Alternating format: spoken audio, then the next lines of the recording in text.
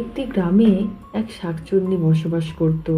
আর ওই গ্রামের একটি খেজুর গাছে সে তার বাসা বেঁধেছিল। ওই খেজুর গাছের পাশ দিয়ে যারাই যেত তাদের শাকচুন্নি খুব ভয় দেখাতো। আজ বোধহয় কুয়াশাটা ভালোই পড়েছে, কোনো মানুষজনকেই দেখছি না।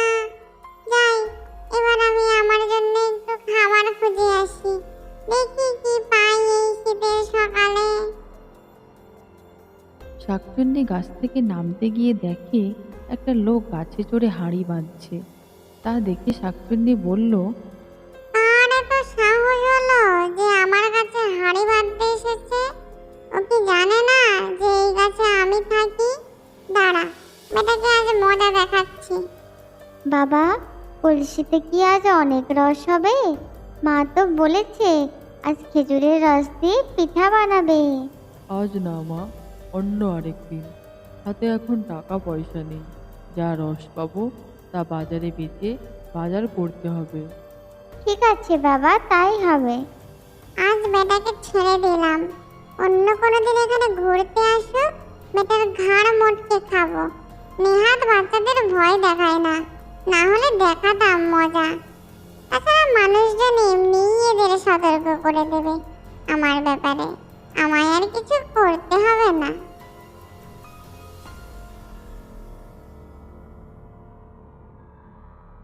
কি গো, খেজুর গাছে বেঁধে এসেছো কলসিটা?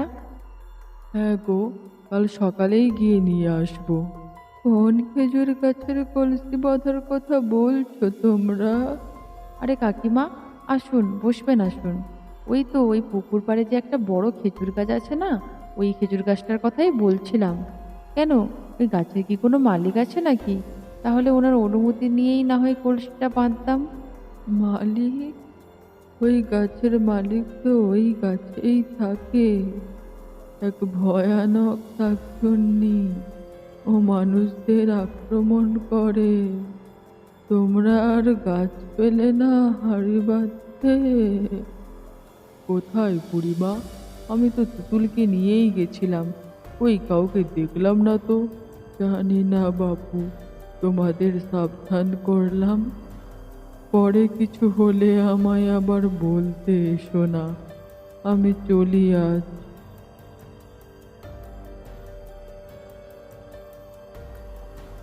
কি তুতুলের মা, কি করব? কলসিটা কি এখনই আনতে যাব?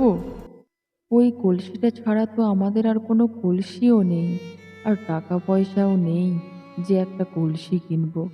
এক কাজ করো, তুমি কাল কোনো রকমে গিয়ে কলসিটা ফেরত নিয়ে আসো। আর ভুলেও তুতুলকে নিয়ে যেও না।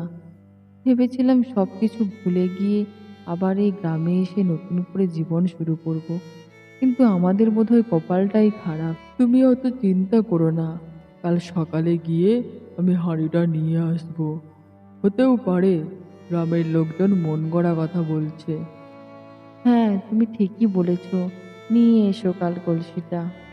এ কি, সকাল সকাল এত নড়ছে কেন গাছটা? ওমা, এ তো ওই লোকটাই। ও আবার এসেছে এখানে।